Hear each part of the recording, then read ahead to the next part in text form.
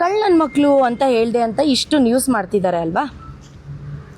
ಇವರು ಇಲ್ಲಿದ್ದಾರೆ ನೋಡಿ, ಮಧುಸೂದನ್ ಆರ್ ಅಂತೆ ಈ ಅಪ್ಪ. ಅದಾದ ನಂತರ ಮುರುಳಿ ಅಂತ ಅನ್ನೋ ಈ ಅಪ್ಪ ಇಬ್ಬರೂ ಕೂತ್ಕೊಂಡು, ನಾನು ಸ್ಟೇಷನಲ್ಲಿ ಇರಬೇಕಾದ್ರೆ ನಾನು ಯಾವುದೋ ಬಾಸ್ ಟಿವಿಗೆ ಇವರಿಬ್ರು ಹೋಗಿ ಲೈವ್ ಮಾಡ್ತಾ ಇದ್ದಾರೆ ವಿಡಿಯೋನ. ಆ ಒಂದು ಲೈವಲ್ಲಿ ಕೂತ್ಕೊಂಡು ಈ ಅಪ್ಪ ಏನು ಹೇಳಿದಾನೆ ಕೇಳಿಸ್ಕೊಳ್ಳಿ. ನಾನು ಹೋಗ್ತೀನಿ, ನಾನು ಪ್ರಧಾನ ಹೋರಾಟಗಳು ತುಂಬಾ ಇದಾವೆ ನೋಡ್ಲಿ, ನಾನು ಹೋಗ್ತೀನಿ, ನಾನೊಬ್ಬ ಕನ್ನಡಿಗನಾಗಿ ನಾನು ರೈತರಿಗೆ ಏನ್ ಸಪೋರ್ಟ್ ಮಾಡ್ಬೇಕು ಅದಕ್ಕೆ ನಿಂತ್ಕೊಂಡು ಸಮಯ ಬಂದಾಗ ಮಾಡ್ತೀವಿ. ಇವಳು ಐಫೋನ್ ತಗೊಂಬರಕ್ ಹೋಗ್ತಾಳೆ. ಐಫೋನ್ ತಗೊಂಬರಕ್ ಹೋಗ್ತೀನಾ? ಕರ್ನಾಟಕದಲ್ಲಿರುವಂತದ್ದು ಇವತ್ತು ಕನ್ನಡಿಗರೇ ಬೆಳೆಸಿರುವಂತದ್ದು. ಇವರು ಬಂದು ಯಾಕೆ ಕೇಳಬಹುದಲ್ಲ, ಅಲ್ಲಿ ನಿಂತ್ಕೊಂಡು ಮಾತಾಡಬಹುದಲ್ಲ ರೈತರು ಸಪೋರ್ಟ್ ಮಾಡಕ್ಕೆ. ಐಫೋನ್ ಅಂತ ಕಲಿದ್ದೆ. ಸೊ ನಾನು ಕೂಡ ಸೋನು ಅವ್ರನ್ನ ಮಾತಾಡ್ತೀನಿ. ಈಗ ನಾನ್ ಮಾತಾಡಿರುವಂತಹದ್ದು ಕಳ್ಳನ್ ಮಕ್ಕಳು ಅಂತ ಹೇಳಿ, ನನ್ನ ವೈಯಕ್ತಿಕ ವಿಷಯ ಇಟ್ಕೊಂಡು ಐಫೋನ್ ಅಂತ ಅನ್ನಕ್ಕೆ ಇವನ್ ಯಾವನು? ಇವನ್ಗೇನ್ ಅಧಿಕಾರ ಇದೆ? ಫಸ್ಟ್ ಆಫ್ ಆಲ್ ಒಂದು ಹುಡುಗಿ ಬಗ್ಗೆ ಮಾತಾಡಕ್ಕೆ ಯಾವನಿಗೂ ಅಧಿಕಾರ ಇಲ್ಲೇ ಇಲ್ಲ. ನನ್ನ ಪರ್ಸನಲ್ ವಿಷಯಗಳನ್ನ ಮಾತಾಡಕ್ಕೆ ಇವನ್ ಯಾವನು?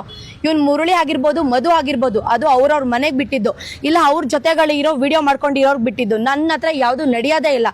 ಕಾನೂನು ಪ್ರಕಾರವಾಗಿ ಇಬ್ರು ಮೇಲೂ FIR ಮಾಡಿಸಿದೀನಿ. ಅವಳ ಅಂತಲ್ಲ, ಇನ್ನೊಬ್ರು ಸಂಧ್ಯಾ ನಾಗರಾಜ್ ಅಂತ ಅನ್ನೋರು ನನಗೆ ಥ್ರೆಡ್ನಿಂಗ್ ಕೇಸ್ ಹಾಕಿದ್ದಾರೆ. ಅವ್ರೆ ಅಂತ ಮಾತಾಡಿದ್ದಾರೆ ಗೊತ್ತಾ?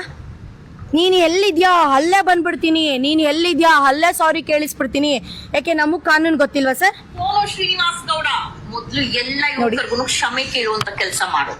ನಿನ್ನ ಜೊತೆಲಿರೋರು, ನಿನ್ ಜೊತೆ ಪಾರ್ಟಿ ಮಾಡೋರು, ನಿನ್ ಜೊತೆ ಮೋಜು ಮಸ್ತಿ ಮಾಡೋರು, ನಿನ್ನ ಪ್ಲಾಟ್ಫಾರ್ಮ್ ಆಗಿ ಕೊಟ್ಟಿದಾರಲ್ಲ, ಅವರು ಕಳ್ಳನ ಮಕ್ಳು ಇರ್ಬೇಕು ಅನ್ಸುತ್ತೆ. ಎಲ್ಲ ಹುಡುಗರು ಕಳ್ಳನ ಮಕ್ಳಾಗಕ್ ಸಾಧ್ಯ ಇಲ್ಲ.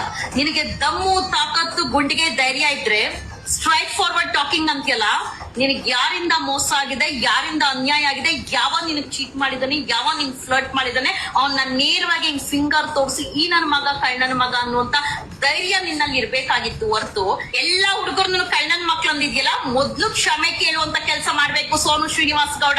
ಇವಾಗ ನೋಡಿ, ನಿನ್ ತರನ ಇದೇ ತರ ನಿಗರ್ತಾ ಇದ್ದವಳು ಎರಡೆರಡು ಪೀಸ್ ಹಾಕೊಂಡು ಇವಾಗ ಮೈ ತುಂಬಾ ಬಟ್ಟೆ ಹಾಕಿ ಮೂಲೆ ಸೇರಿಸಿರುವಂತ ಕೆಲಸ ಮಾಡಿದ್ದೀರಿ.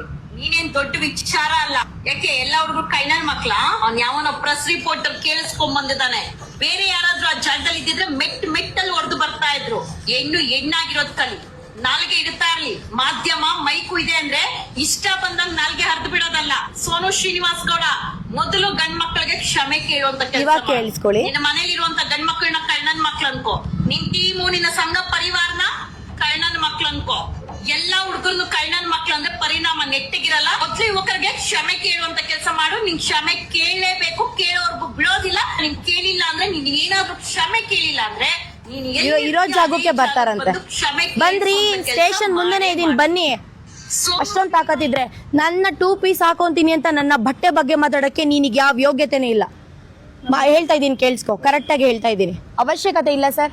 ನಾನು ಒಂದು ಹುಡುಗಿ ಆಗಿ ಹುಡುಗನ ಬಗ್ಗೆ ನಾನು ಮಾತಾಡೋ ಯೋಗ್ಯತೆ ಇಲ್ಲ ಅಂತ ಅಂದ್ಮೇಲೆ ನನ್ನ ಬಗ್ಗೆನೂ ಅವರು ಮಾತಾಡೋ ಯೋಗ್ಯತೆ ಇಲ್ಲ.